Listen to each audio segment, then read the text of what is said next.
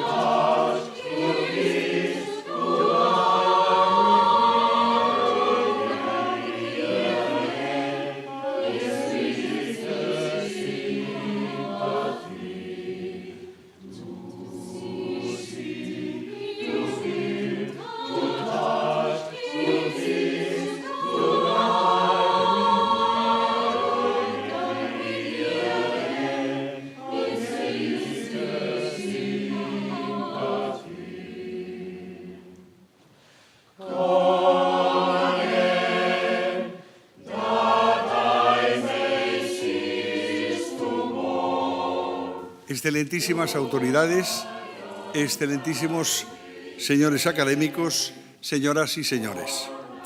Abrimos esta solemne sesión de recepción de la excelentísima señora doctora Montserrat Casanovas Ramón como académica de número.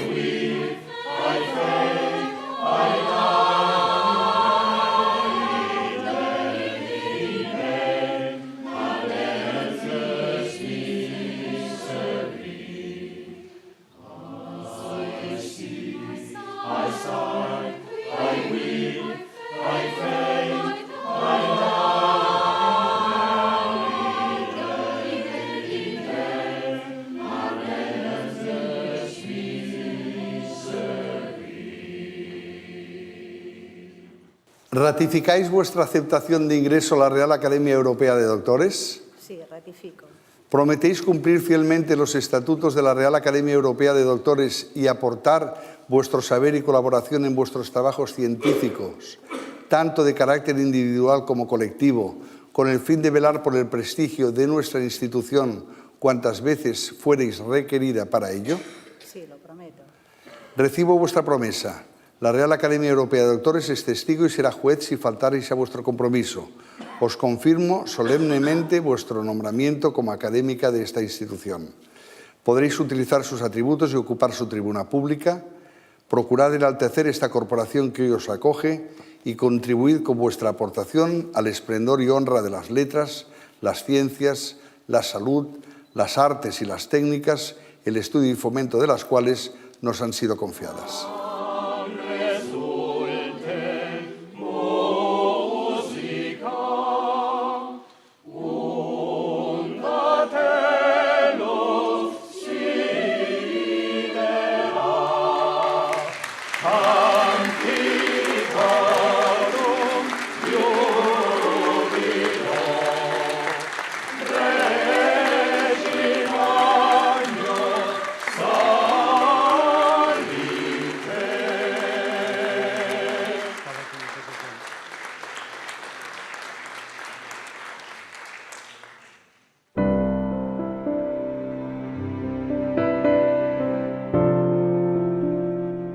es para mí un gran honor el hecho de ser recibida como académica numeraria en la Real Academia Europea de Doctores. Por ello, mis primeras palabras en este momento de especial relevancia en mi vida personal y profesional son de agradecimiento. Agradecimiento a todos aquellos prestigiosos académicos que han apoyado mi ingreso, especialmente al excelentísimo señor presidente de esta ilustre corporación, señor doctor Alfredo Rocafort Nicolau, así como a los miembros de la Junta de Gobierno y a todos los ilustres académicos que desde un principio aceptaron la propuesta de mi ingreso en la Academia. Gracias también a mi amigo, el excelentísimo señor don José María Gay de Liébana Saludes, que me hace el gran honor de contestar a mi discurso de ingreso en este solemne acto, y a mis padrinos, los excelentísimos señores doctores Oriol Amat Salas y Juan Francisco Corona Ramón. Asimismo, quiero agradecer a mis hijos, Laureano, Blanca y Emma, el cariño, el apoyo y la ilusión que me han transmitido siempre para ir asumiendo nuevos retos, en especial durante la elaboración de este trabajo de investigación, y a mis nietas y nietos que con sus sonrisas me contagian la alegría de vivir. No puedo olvidarme en esta ocasión tan entrañable para mí de mi esposo Laureano y de mis queridos padres, que, aunque físicamente no están con nosotros, sí lo están en mi mente y en mi corazón, y sin sus ejemplos y sus consejos no hubiera podido continuar en mi carrera profesional. Quiero acabar mi agradecimiento haciendo especial mención de todas aquellas personas, familiares, amigos, compañeros y académicos que hoy se encuentran acompañándonos en este acto de tanta importancia para mí, haciéndolo todavía, si es posible, más solemne. El tema elegido para mi ingreso en la Real Academia Europea de Doctores es un tema de gran actualidad y de gran trascendencia económica y financiera en los últimos años, tanto a nivel mundial como en España en particular. Se trata del asesoramiento financiero, de la figura del asesor financiero y de las empresas de asesoramiento financiero. La lectura de las obras de Eugene Fama sobre la eficiencia de los mercados bursátiles en general y en concreto sobre el mercado americano y de Juan Palacio Raufás en el caso español despertaron en mí inquietud sobre la eficiencia de los mercados bursátiles, que desembocaron en la realización de mi tesis doctoral sobre la versión débil de la eficiencia en la bolsa española, leída el año 1977. El hecho de que para invertir en bolsa, además de conocer el mercado, hay que saber valorar las empresas que en ellas cotizan, con el fin de poder elegir aquellas que están infravaloradas, me llevó a investigar y proponer nuevas metodologías para la valoración de las empresas. La inauguración del primer mercado de opciones en España el día 8 de noviembre de 1989 y la no existencia de ningún libro en lengua española sobre los mercados de opciones dirigieron el centro de atención de mis estudios hacia los mismos. Ello dio lugar a la publicación de mi libro Opciones financieras.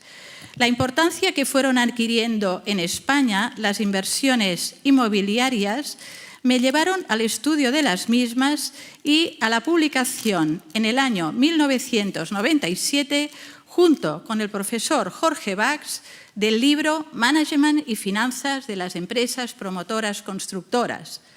En los mercados financieros, la incertidumbre se iba instalando en ellos cada vez en mayor proporción, lo cual dirigió mi centro de atención a la aplicación de la inteligencia artificial a la predicción de los mercados bursátiles y a la toma de decisiones. En este sentido, cabe destacar los trabajos realizados con el profesor José María Mérigo sobre los operadores OWA, en especial el realizado para la Fundación Mafre sobre inteligencia computacional en la gestión del riesgo asegurador. En relación a la predicción de los mercados bursátiles, hay que resaltar la creación del Índice de Expectativas Bursátiles de los Economistas, IEB, el año 2002, junto con el profesor Alfons Fernández Pascual, así como nuestros trabajos de la gestión de la tesorería en la incertidumbre. La crisis financiera española y las fuertes restricciones crediticias a las que estaban sometidas las empresas españolas hicieron que mi interés se dirigiera hacia la importancia de la financiación para la empresa, lo que dio lugar a la publicación del libro La financiación de la empresa, cómo optimizar las decisiones de financiación para crear valor, junto con el profesor Josep Bertran Jordana en 2013. Finalmente, los cambios regulatorios en los mercados financieros, especialmente con la entrada en vigor en 2007 de la Directiva Europea MiFID, Markets in Financial Instruments Directive, que armonizó la normativa sobre los mercados de valores, los instrumentos financieros que en ellos se negocian y sobre las empresas de servicios de inversión, a la vez que tenía por finalidad dar una mayor protección al inversor, aumentaron mi interés por el campo del asesoramiento financiero, temática que ya hace 25 años me impulsó a la creación de un máster profesional sobre el mismo en la Facultad de Economía y Empresa de la Universidad de Barcelona, el cual tengo la satisfacción de seguir dirigiendo. Pero no solamente han sido los cambios regulatorios que han producido fuertes transformaciones en los mercados financieros, sino también una mayor culturización económica de los ciudadanos, gracias a la importancia que ha ido adquiriendo la información financiera en los medios de comunicación, prensa, radio, televisión e Internet en los últimos años, y también los programas de educación financiera impulsados por la Comisión Nacional del Mercado de Valores, así como la introducción de asignaturas de Economía y Empresa en el bachillerato. Otro cambio relevante en el mercado financiero español ha sido la concentración de las entidades financieras, debido a la reforma del sistema financiero español. Esta concentración se pone de manifiesto al observar el número de entidades de crédito y de establecimientos financieros de crédito que en el periodo 2008 a 2016 han pasado de 45 a 16. Asimismo, el número de sucursales se ha reducido un 37%. También cabe señalar el crecimiento espectacular de la inversión colectiva a partir de 1989. El número total de fondos de inversión mobiliaria, FIMS, ha pasado de 89 al final de 1989 a 2.329 en 2016.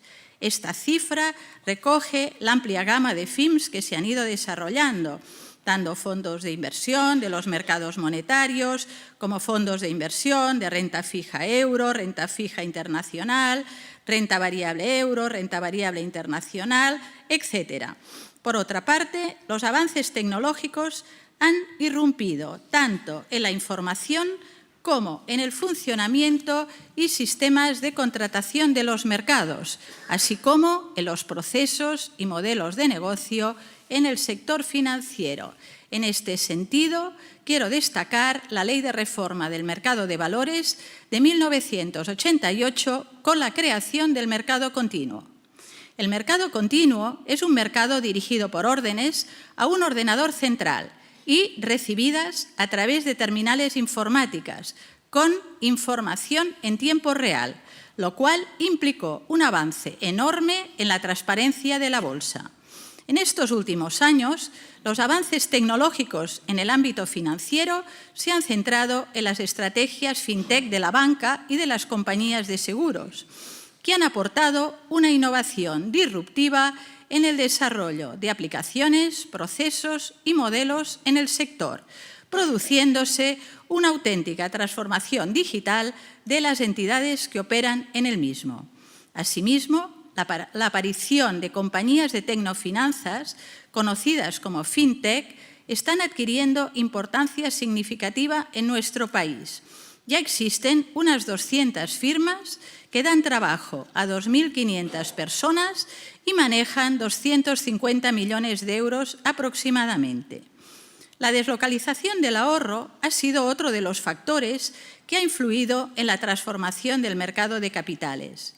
La implantación del euro favoreció la diversificación de la inversión en la zona euro sin correr riesgo de cambio alguno, de manera que el ahorro se dirigió hacia la renta fija y renta variable de otros emisores, tanto públicos como privados, de la Unión Monetaria Europea, despertando también la inversión hacia otros activos denominados en otras divisas, en particular el dólar, el franco suizo, la libra esterlina y más recientemente en yens, aunque en estos casos sí existe riesgo de cambio. La facilidad que ha encontrado la inversión del ahorro español hacia los mercados internacionales se ha debido al fenómeno de la globalización, que ha hecho que la inversión por parte del ciudadano español, así como la financiación por parte de las empresas, ha rebasado las fronteras domésticas. Sin embargo, conviene señalar que junto con los aspectos positivos de la globalización, de cara a la diversificación de las inversiones, existe el riesgo de contagio de cualquier caída de un mercado bursátil de un país a otro de otro país. Asimismo, el impacto de un evento en un país tiene consecuencias en los mercados financieros de otro país.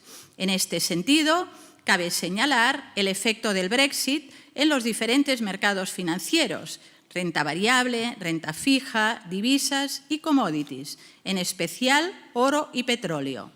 En el caso de la bolsa española, su índice de referencia, el IBEX 35, cayó el día 24 de junio de 2016 un 12,35% y algunos valores cayeron más del 20%, como fue el caso de IAG, que perdió en una sesión un 26,81%. Otro fenómeno que ayudó a esta transformación del mercado financiero español fue la titulización. El marco jurídico para este tipo de operaciones en España se aprobó en 1992, con el objetivo de contribuir a abaratar la financiación para la adquisición de vivienda, favoreciendo la movilización de los préstamos hipotecarios dentro del sistema financiero, que un año más tarde se extendió a otros préstamos y derechos de crédito, principalmente préstamos a pequeñas y medianas empresas. A partir del año 2000, con la expansión inmobiliaria, las emisiones de bonos de titulización crecieron de forma exponencial, pero con la crisis de la subprime en Estados Unidos, la demanda de valores de titulización prácticamente desapareció. Además, y no menos importante, ha sido la pérdida de confianza de los inversores en las entidades financieras, debido a los escándalos financieros ocurridos en los últimos años en el sector, como el caso Maddox, las participaciones preferentes, la deuda subordinada y actualmente las cláusulas suelo de los préstamos hipotecarios, entre otras. Si bien los cambios regulatorios a partir de 2007, con la implantación de la Directiva MiFID de 2004 y la Orden Ministerial de 4 de noviembre de 2015 sobre clasificación de los productos financieros, han transformado los mercados financieros y han incrementado la protección del inversor. Pero la crisis financiera puso en evidencia la necesidad de fortalecer el marco regulador de los mercados de instrumentos financieros. Dicha reforma se plasma en la Directiva de 15 de mayo de 2014, conocida como MiFID II, que está previsto entre en vigor el 3 de enero de 2018, pero las dificultades para implementar los requisitos técnicos de la normativa hacen que el sector esté solicitando un periodo transitorio de 6 meses para su aplicación. Por otro lado, conviene destacar la importancia que han ido adquiriendo en los mercados los riesgos geopolíticos, denominados en la jerga bursátil como cisnes negros, es decir, aquellos acontecimientos extremos e inesperados que son difíciles de prever y de cuantificar su impacto en los mercados financieros en caso de ocurrir. Los cisnes negros provocan incertidumbre y su impacto es inmediato sobre los mercados financieros mundiales, si bien dicho impacto puede presentar intensidades y duraciones diferentes. Puede haber cisnes negros negativos o positivos. Según se prevé, impacten de manera negativa o positiva, en cuyo caso se denominan cisnes blancos. En el presente siglo podemos destacar como cisnes negros el atentado terrorista en las Torres Gemelas el año 2001, los atentados de Madrid el año 2004, el resultado negativo del referéndum británico sobre la permanencia del Reino Unido en la Unión Europea y el resultado de las elecciones americanas en 2017.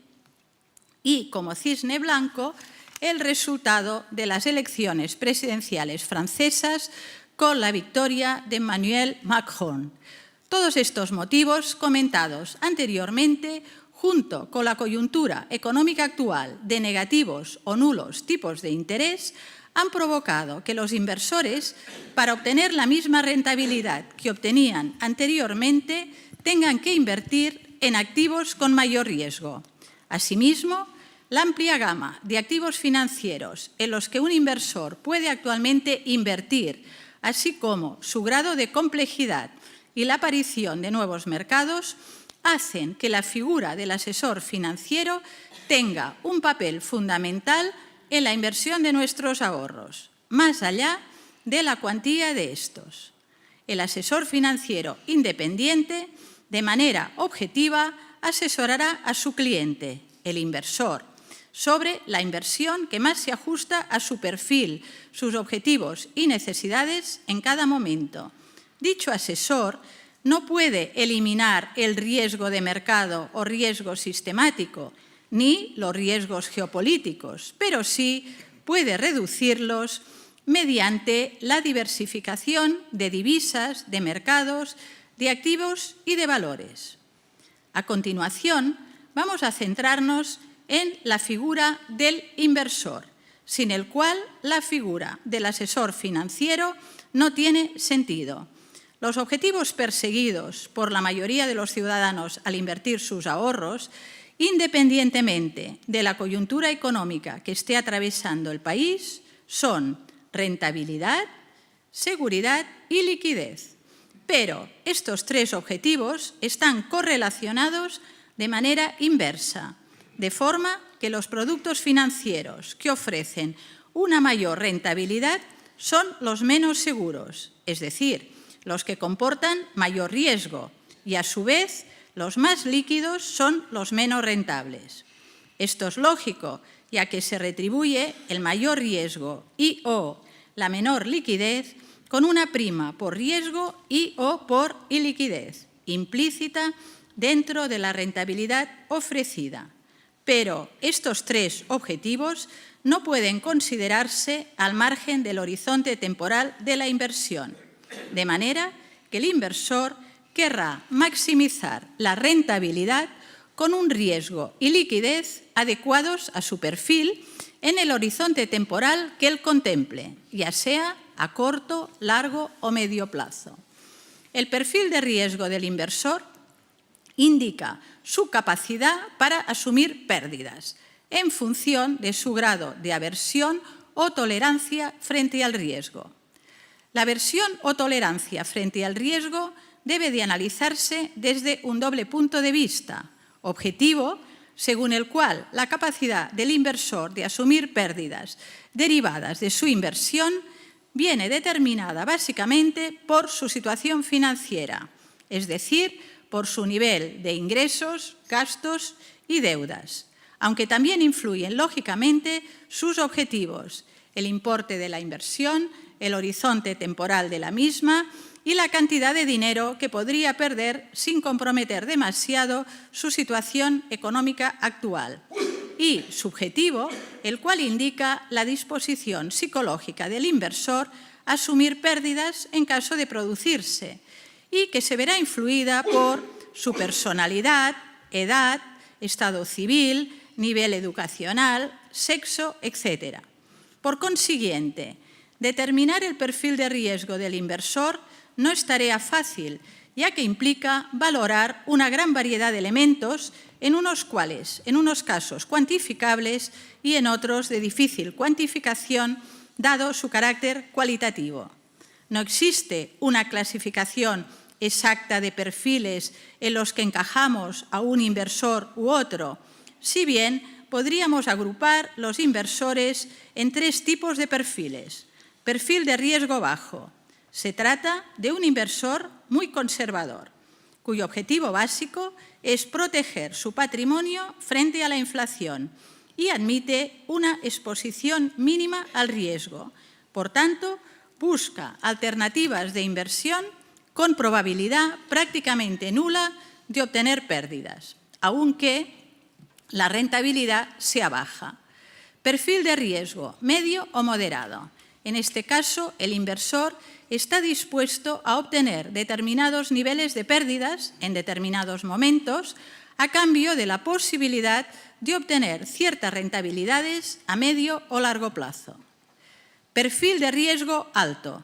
Se trata de un inversor agresivo o dinámico, acostumbrado a las oscilaciones de los mercados, cuyo objetivo es el crecimiento del patrimonio, aunque para ello tenga que soportar pérdidas a corto plazo. Todos estos factores analizados influyen en el comportamiento del inversor. En el siglo XVIII, Adam Smith, en su obra La riqueza de las naciones, aparece la idea del Homo economicus como ser racional que actúa para alcanzar el bienestar más alto posible, dada la información disponible sobre oportunidades y restricciones, y teniendo en cuenta su capacidad para lograr unos objetivos predeterminados. Sin embargo, John Maynard Keynes, en 1936, en su obra Teoría General de la Ocupación, el Interés y el Dinero, utiliza el término animal spirits para describir la emoción que influye en el comportamiento humano.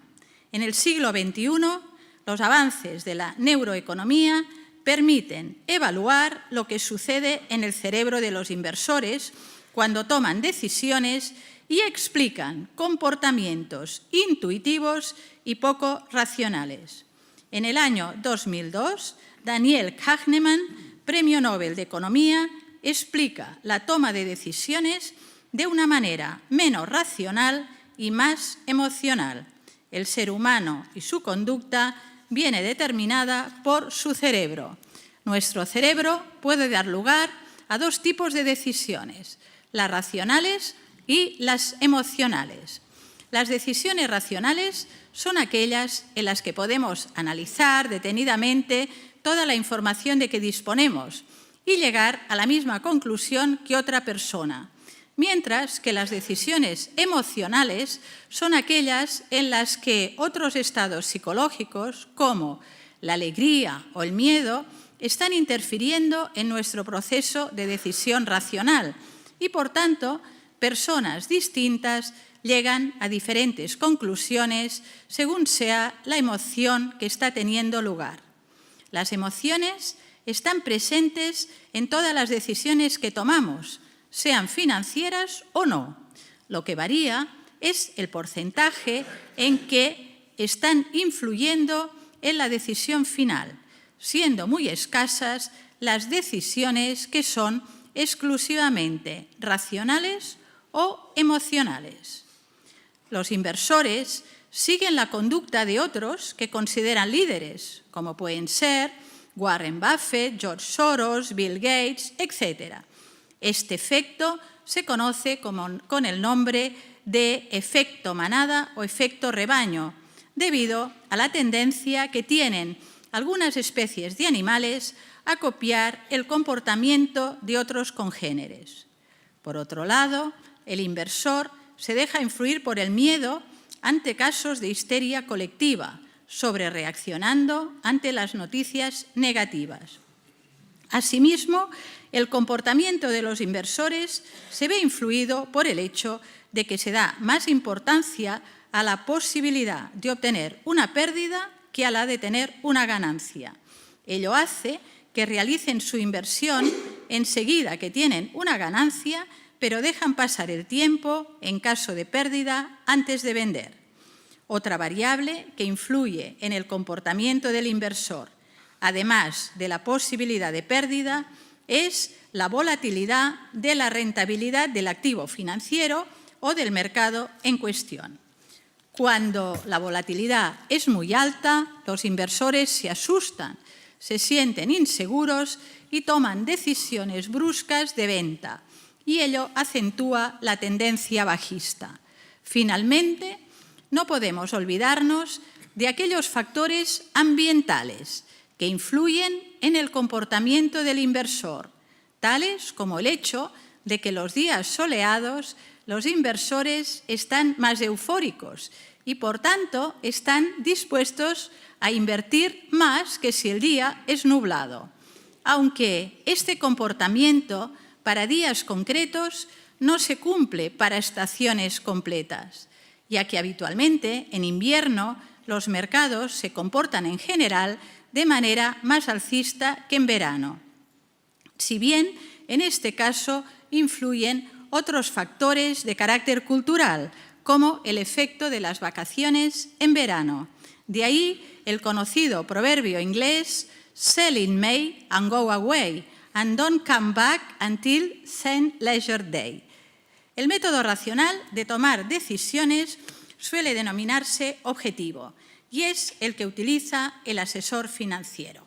El asesor financiero evalúa la conveniencia e idoneidad del producto financiero mediante los respectivos test, cuya finalidad estriba en la clasificación del potencial inversor en cliente minorista, cliente profesional y contraparte elegible.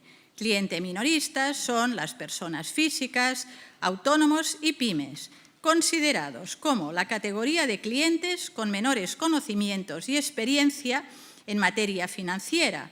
Por tanto, son los que tienen un mayor nivel de protección según la normativa MiFID. Cliente profesional, aquel que tiene capacidad, experiencia y cualificación necesaria para analizar y evaluar correctamente el riesgo y, a su vez, adoptar sus propias decisiones de inversión. Y contraparte elegible, entidades de crédito, empresas de servicios de inversión, entidades aseguradoras, entidades de inversión colectiva, etc. Dichos clientes son los que gozan de un menor nivel de protección según normativa MiFID. Si la entidad realiza actividades de comercialización de productos financieros, está obligada a la realización de un test de conveniencia al cliente. El test de conveniencia tiene como objetivo básico valorar los conocimientos y experiencia del inversor en los mercados financieros, con la finalidad de conocer si el cliente es capaz de comprender la naturaleza y los riesgos de los productos financieros que se le ofrecen. En el caso de que la entidad realice actividades de asesoramiento financiero en inversiones y gestión de carteras, dado que el asesor financiero debe conocer la situación financiera del cliente y su capacidad para soportar pérdidas, así como sus objetivos de inversión y su grado de aversión al riesgo, ya que solamente de esta manera podrá determinar la idoneidad del producto para su cliente, debe de realizarse el test de idoneidad. La estructura básica de un test de idoneidad agrupa las preguntas en 3 grupos: las referentes a la situación financiera del cliente, las de los objetivos de inversión del cliente y las relativas a conocimientos y experiencia del cliente en el ámbito de la inversión correspondiente al tipo de producto o servicio en concreto. Si el cliente se niega a facilitar dichas informaciones, la entidad no podrá prestarle el servicio de asesoramiento. Con el fin de realizar recomendaciones personalizadas sobre productos financieros que sean óptimos para nuestro cliente, el asesor financiero, basándose principalmente en la entrevista personal, seguirá el siguiente proceso. En primer lugar, y en base al test de idoneidad, se procederá a detectar el perfil del cliente, creando una atmósfera de confianza y mostrando una actitud resolutiva ante sus necesidades y problemas. En segundo lugar, deberá hacer un diagnóstico de las necesidades del cliente, preguntando y escuchando. En tercer lugar, deberá identificar cuáles son los objetivos del cliente y, a continuación, procederá a la asignación de activos. La asignación de activos, conocida en inglés por Asset Allocation, consiste en la distribución del importe de la inversión o de su patrimonio entre las diferentes clases de activos, es decir, entre activos monetarios, de renta fija, renta variable, activos inmobiliarios, commodities, derivados, etc. La selección y determinación de los porcentajes a invertir entre los diferentes activos dependerá del perfil del cliente, pero también de sus objetivos, de sus necesidades, de su situación patrimonial, etc. Otros elementos claves a considerar serán el horizonte temporal de la inversión y la coyuntura económica que se esté atravesando y sus expectativas futuras. De ahí la gran importancia de esta etapa en el proceso de asesoramiento financiero, con el fin de alcanzar una rentabilidad satisfactoria con el menor riesgo posible. Una vez determinados los porcentajes que se invertirán en cada clase de activos, debemos elegir en qué divisas invertiremos. Cuando tenemos determinados los porcentajes en que invertiremos nuestro patrimonio entre los diferentes activos y divisas, debemos elegir los mercados y sectores en los que vamos a invertir, en función de las expectativas de evolución futura de los mismos. La siguiente etapa corresponde a lo que en inglés se conoce como stock picking y que consiste en la selección dentro de cada sector del valor o valores que pensamos que tienen un mayor potencial de crecimiento y o una política de dividendos más favorable en el caso de la renta variable. La selección de los valores en concreto que invertiremos en cada clase de activos se suele realizar mediante la técnica del análisis fundamental. El análisis fundamental tiene por objetivo descubrir si un valor está infravalorado o sobrevalorado, para, en el primer caso, comprarlo y, en el segundo, venderlo. Una vez seleccionados los valores en que queremos invertir, una decisión muy importante es el timing, es decir, el momento concreto en que debe de materializarse la decisión de invertir en dicho valor. El market timing se realizará mediante el análisis técnico, cuya filosofía básica es que las cotizaciones se mueven siguiendo unas tendencias. Conviene recordar que el proceso de asesoramiento financiero no concluye con la emisión de un informe con las recomendaciones realizadas, sino que el asesor financiero deberá hacer un seguimiento continuado de dichas recomendaciones, con el fin de adecuar la cartera del inversor a los cambios en los mercados y a las necesidades de su cliente. Por consiguiente, la función del asesor financiero independiente es una figura clave para que los ahorradores sean capaces de encontrar de manera objetiva el mejor producto financiero para sus inversiones, teniendo en cuenta su perfil de riesgo, sus necesidades financieras y fiscales y el horizonte temporal de la inversión. Pero, a diferencia del asesoramiento fiscal, muy extendido en España, el asesoramiento financiero no ha sido sentido como una necesidad para la que también se debía contar con expertos, a diferencia de otros países como Estados Unidos y Reino Unido, en los que existe una larga tradición. Desde el punto de vista del análisis del riesgo, es fundamental consultar con un asesor financiero, ya que éste ha pasado a ser un análisis complejo, con interpretaciones de ratings, coeficientes de volatilidad, ratios de Sharpe, Treynor, alfas de Jensen, etc.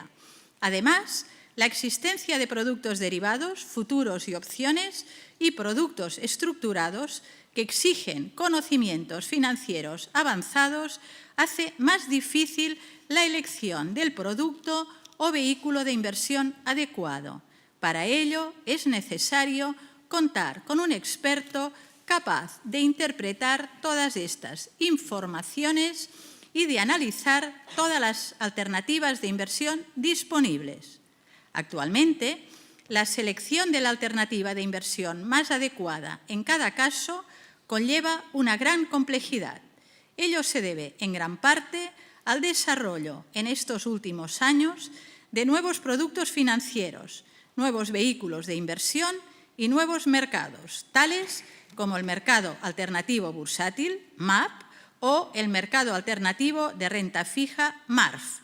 Por lo que hace referencia a nuevos vehículos de inversión, nos referimos a los Exchange Trade Funds, ETFs, las emisiones de deuda por parte de medianas empresas, los productos estructurados, el capital riesgo, los business angels, el crowdfunding, el crowdlending, los hedge funds y las sociedades cotizadas de inversión en mercados inmobiliarios, SOCIMIs, entre otros. Asimismo, cabe mencionar el gran desarrollo de los fondos de inversiones y de los fondos de pensiones y de los mercados de productos derivados. La adecuación de las diferentes alternativas de inversión, tradicionales y no tradicionales, en función del perfil del inversor y de sus necesidades presentes y futuras, hacen que esta sea una tarea difícil. Por consiguiente, la selección de la alternativa de inversión más adecuada y su seguimiento por parte del asesor financiero independiente provocará que estas decisiones de inversión incrementen el patrimonio del inversor. La Ley 47/2007 de 19 de diciembre, que transpone a nuestro ordenamiento jurídico la Directiva MiFID de 2004, relativa a los mercados de instrumentos financieros, contempla un nuevo tipo de empresas de servicios de inversión para prestar exclusivamente el servicio de asesoramiento en materia de inversión. Si bien hasta el año 2009 no se crean las primeras empresas de asesoramiento de inversión. Las empresas de asesoramiento financiero, conocidas por sus siglas como EAFIS, son una modalidad de empresas de servicios de inversión que están autorizadas exclusivamente a prestar servicios en materia de inversión, es decir, no pueden recibir ni transmitir órdenes de compra-venta de valores, ni colocar instrumentos financieros.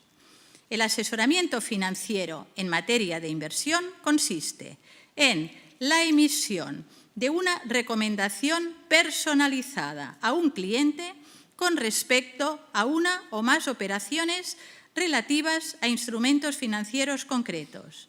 Por consiguiente, no se considera asesoramiento financiero en materia de inversión una recomendación generalizada sobre un instrumento financiero realizada en prensa o en cualquier otro medio de difusión, ni tampoco cualquier recomendación no personalizada relacionada con el ámbito de la comercialización. Las EAFIS no están vinculadas a ninguna entidad financiera. Por consiguiente, recomendarán a su cliente los instrumentos financieros más adecuados en función de los conocimientos, experiencia, situación financiera, objetivos de inversión, perfil de riesgo, etcétera, del mismo. Las EAFIS pueden ser tanto personas físicas como jurídicas, pero en ambos casos deben estar inscritas en el correspondiente registro de la Comisión Nacional del Mercado de Valores y están reguladas y sujetas a su supervisión. El crecimiento de las empresas de asesoramiento financiero ha sido menor en España que el registrado en otros países de Europa en donde desempeñan un papel fundamental en el sistema financiero, si bien el número de AFIs ha seguido creciendo desde sus inicios en 2009 hasta el momento actual, que son 162. La elección de constituirse en EAFI persona jurídica ha sido la dominante. El número total de EAFIs personas jurídicas a finales de diciembre de 2016 ascendió a 127, representando un 92% del total de EAFIs existentes. Sin embargo, el número de altas de EAFIs como personas físicas se ha ido reduciendo de forma notoria, aunque irregular, ascendiendo a un total de 33 a final de 2016, representando un 8% del total de EAFIs existentes. La escasa importancia del número de EAFIs personas físicas radica en los costes que tienen que asumir y las obligaciones que tienen que soportar, dada su reducida dimensión.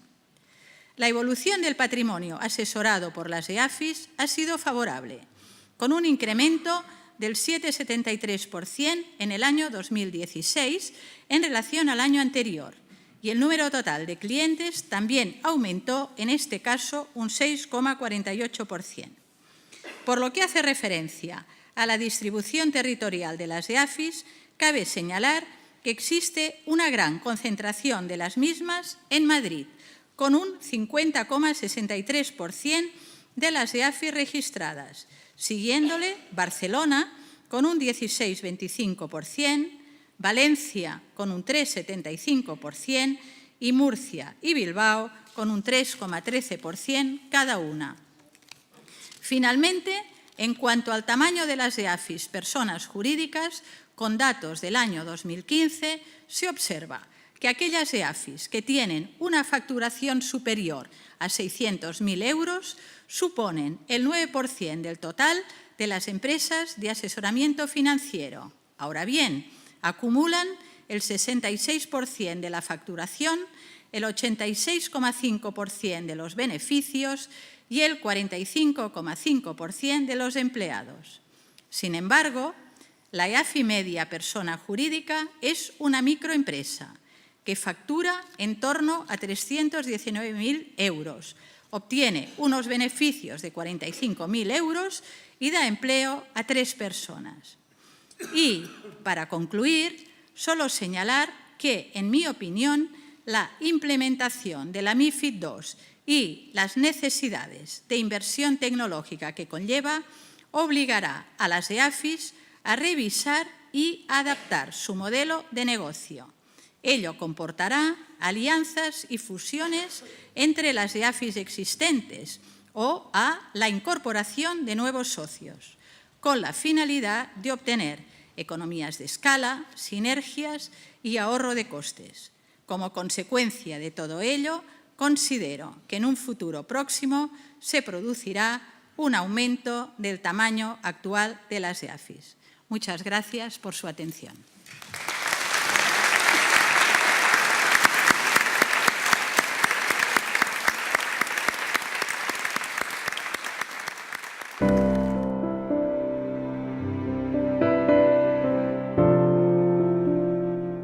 Excelentísimo señor presidente, excelentísimos señores académicos, excelentísimas, ilustrísimas autoridades, señoras y señores.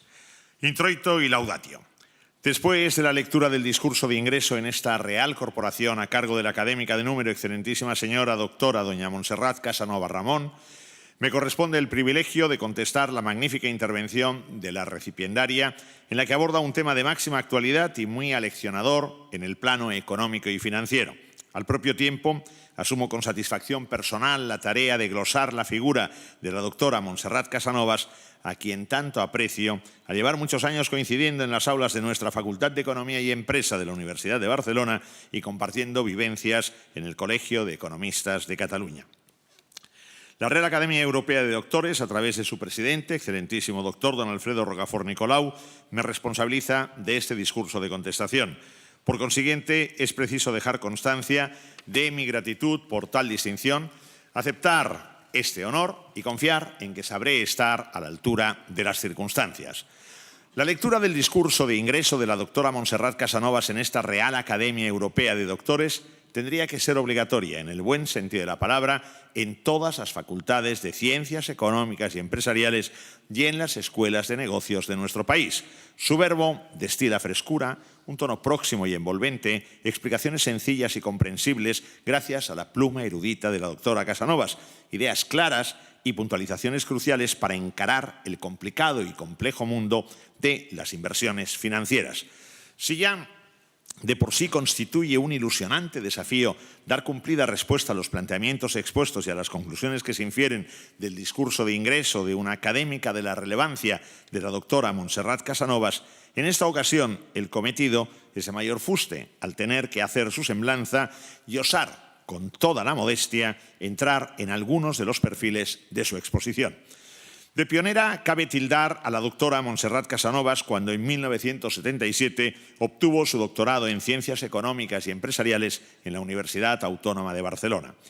Eran los años de la llamada transición en España, tiempos convulsos y de cambios en la España política, social y económica que buscaba su acercamiento a esta Europa a la que hoy pertenecemos y también abrirse al mundo. Por aquellas calendas no era corriente, más bien rara avis, que una dama alcanzara el grado de doctor. Ese paso de por sí ya suponía marcar toda una referencia. En 1980 la doctora Casanovas se integra en el Instituto Español de Analistas Financieros, obteniendo más tarde su acreditación en el plano europeo. Tampoco era muy habitual por aquel entonces que una mujer desempeñara tareas que en nuestro marco social parecían restringidas a los hombres. Antes, en 1976, se inicia la trayectoria universitaria de la doctora Montserrat Casanovas en la Universidad Autónoma de Barcelona, que prosiguió en la Universidad Autónoma de Madrid para posteriormente, en 1981, incorporarse a la Facultad de Ciencias Económicas y Empresariales, hoy Facultad de Economía y Empresa de la Universidad de Barcelona, donde se labra una carrera académica digna de encomio, rubricada con la obtención de la cátedra y se erige con el paso del tiempo en todo un referente en el estudio de los mercados financieros, en la selección de inversiones, en la medición del riesgo, en el planteamiento de alternativas de financiación empresarial no tradicionales, en la valoración de empresas, en la inteligencia computacional, en la gestión del riesgo asegurador. El abanico de cuestiones que son objeto de investigación por parte de la doctora Casanovas es interminable. De ahí, insisto, su doble cualidad como pionera y referente en la parcela de la economía financiera. No solo es de elogiar su fecunda, reputada y generosa obra, publicando cientos de artículos, viendo la luz innumerables trabajos, escribiendo individual o colectivamente varios libros, también debe subrayarse su protagonismo como profesora de referencia en la ciencia financiera, como atestigua la dirección de 27 tesis doctorales. Por consiguiente, la vitalidad de la doctora Montserrat Casanovas, tanto en lo humano como en lo académico y universitario, con esa modélica predilección y devoción que siente por su quehacer, por su labor docente, por su trabajo como investigadora, es como una especie de faro que señala la ruta a quienes navegamos, o al menos lo intentamos, por los mares del estudio. De ello doy fe por ser testigo cotidiano de su oficio a pie de aula en ese ir y venir por la facultad para impartir sus clases. Hay un detalle para quienes llevamos varios lustros en el mundo de la universidad que resulta muy revelador. La manera de caminar y los ademanes de un profesor por los pasillos de la facultad cuando se dirige al aula para dar clase, su cara de satisfacción al finalizar cada sesión, esa sonrisa sempiterna, esa bonomía que en todo momento y circunstancia irradia la doctora Casanovas, ratifican sus pletóricas responsabilidades. Esta es, a mi modesto modo de ver, la arrolladora personalidad de una mujer, la doctora Montserrat Casanovas, que ha sabido construirse una edificante carrera profesional, docente y académica de altísimo perfil y que en el día de hoy cruza con todo el merecimiento que se le reconoce el umbral de esta Real Academia Europea de Doctores, con lo que nuestra institución incorpora a una académica de talla singular, copiosa obra, inquietud investigadora, perspicaz maestra, que sin duda sumará y mucho en la proyección de nuestra Real Corporación y en su día a día. Contestación al discurso de ingreso. No sin algo de respeto a causa de mi admiración académica, mi simpatía universitaria y mi aprecio personal hacia la recipiendaria, doctora Montserrat Casanovas, afronto el lance de pretender contestar a su discurso de ingreso. Simplemente, señor presidente, me gustaría, al hilo de lo expuesto por la recipiendaria, agregar unas sucintas ideas que surgen a raíz de la lectura de su espléndido trabajo, así que con su venia. El contexto financiero no puede ser ajeno a la realidad económica cambiante esta día tras día. 2017 es un año económicamente muy marcado por el rumbo político, con incógnitas en los Estados Unidos que en mayor o menor medida afectan al mundo entero, como refería la doctora Casanovas, Reino Unido dando el paso adelante para romper con la Unión Europea desde ayer y el Brexit tomando forma. En Europa se impulsan los populismos de un signo o de otro y las formaciones políticas tradicionales van recortando su influencia. Entre tanto, las economías emergentes y los países en vías de desarrollo salen a flote con esfuerzos ímprobos del polvorín de dificultades en que se sumieron, aunque el impacto de las políticas monetarias, principalmente norteamericanas, les convierte de nuevo en víctimas propiciatorias ante la posible aparición de redoblados desequilibrios. La fragilidad de la recuperación de la economía global y los riesgos para la evolución de nuestras empresas en un marco de economía globalizada son evidentes. Las tasas de crecimiento de las economías avanzadas son muy pequeñas, castigando a la población, que poco a poco se revela. Si a corto plazo las perspectivas económicas son ligeramente optimistas, dentro de unas cotas modestas, a largo plazo asoman las dudas. Entramos en una era de estancamiento secular y de recuperación económica mediocre. Los mercados financieros están al alza, se confirma una recuperación cíclica de la manufactura y que el comercio internacional está funcionando. El crecimiento de la economía mundial, sin embargo, se interpreta como débil en muchos países avanzados, en tanto que los países exportadores de materias primas aún sufren complicaciones. Las previsiones apuntan a mejores tasas de crecimiento a corto plazo que no a largo plazo, vaticinándose estas como muy endebles en las economías avanzadas. Los torbellinos de conflictos venideros se están formando en el mundo occidental, que se percata de la incapacidad de sus gobernantes para superar las dificultades. Las protestas y los descontentos arrecian y los movimientos populistas encuentran su caldo de cultivo en una población que no acierta a divisar qué futuro le aguarda. Se advierten obstáculos estructurales que restan ímpetu a la recuperación económica. Hay que hablar del bajo crecimiento de la productividad, de la elevada desigualdad del ingreso, de la presión popular en pro de políticas aislacionistas, amenazando la cooperación mundial, de las variaciones que se den en los tipos de interés en los Estados Unidos, que desencadenarían tensiones en los mercados emergentes referenciados en dólares, forzando su contracción. La apreciación del dólar conllevaría consecuencias desfavorables para las economías vulnerables. Consiguientemente, las nuevas subidas del coste del dinero de la Reserva Federal para contener el aumento de precios con una economía que retoma aceptables tasas de inflación, la norteamericana, creciendo a tenor de las expectativas y recortando su tasa de paro a mínimos históricos, chocan con la política monetaria expansiva en uso y los tipos cero del Banco Central Europeo para lograr el objetivo de inflación fijado en el 2%.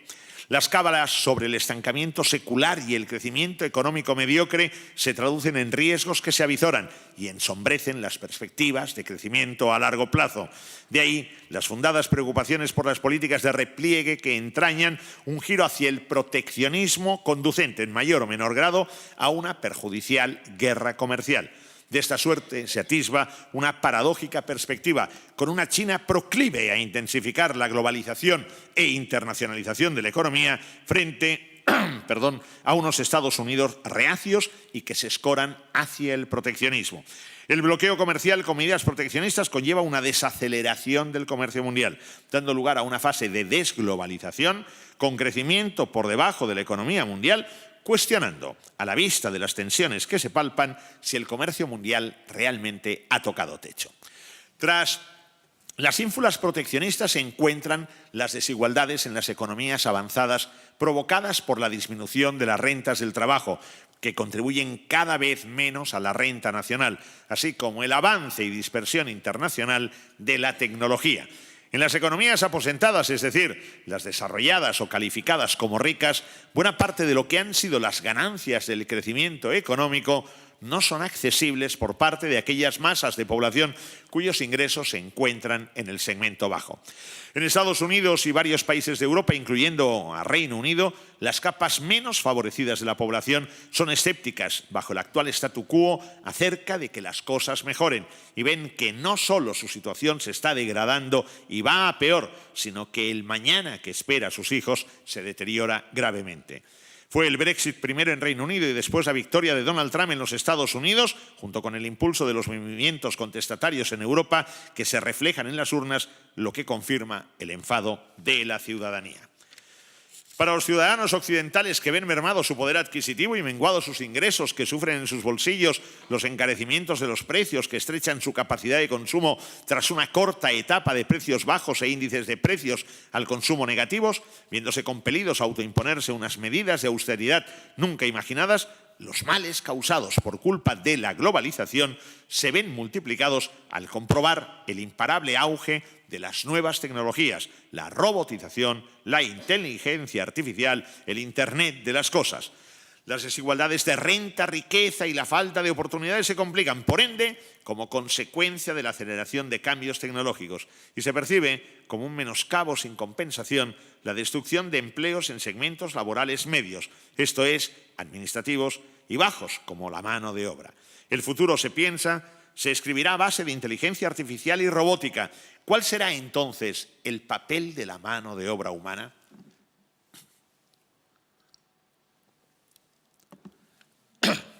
La académica recipiendaria, doctora Montserrat Casanovas, analiza en el segundo capítulo de su discurso los cambios regulatorios en los mercados financieros.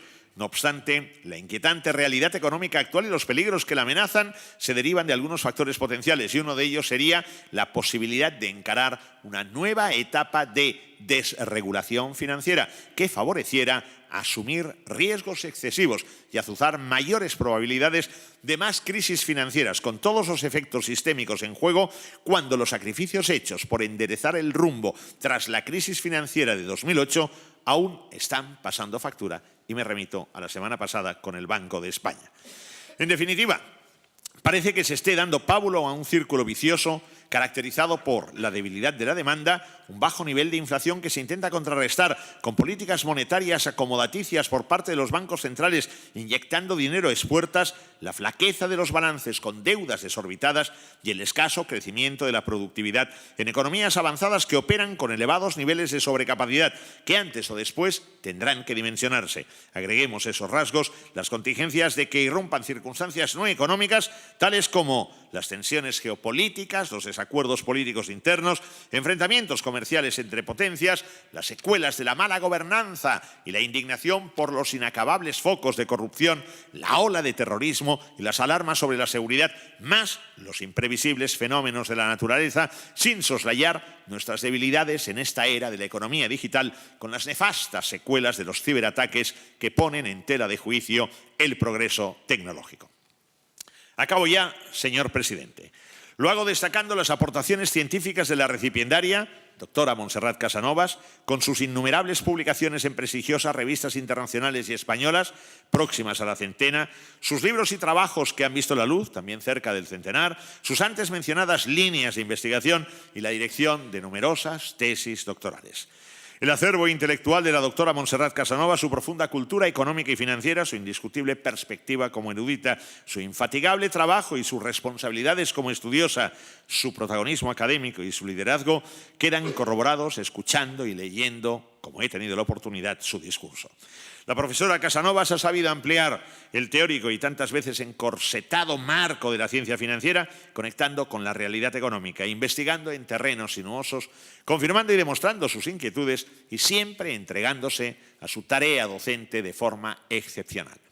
La Real Academia Europea de Doctores ha sabido elegir como académica a una profesora de talla singular, espíritu inquieto y observador, mujer innovadora y referente en el campo de la economía financiera, que desde este mismo momento enaltece los valores de esta corporación y acicala su docto patrimonio intelectual y científico. Concluyo felicitando a la Real Academia por la elección de la doctora Montserrat Casanovas Ramón como académica, dándole la más cordial, sentida y sincera de las bienvenidas a esta su casa, donde se la acoge con todo el reconocimiento que la doctora Casanovas merece.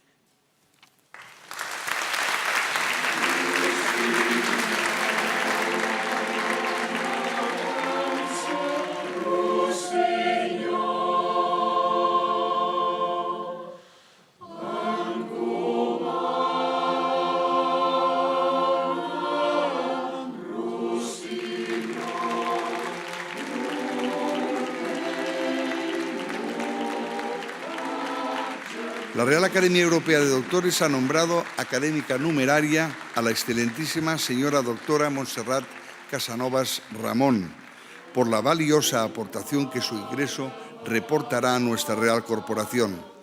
La vertiente científica, académica y profesional de la doctora Casanovas nutrirá el acervo, sin duda, de nuestra academia.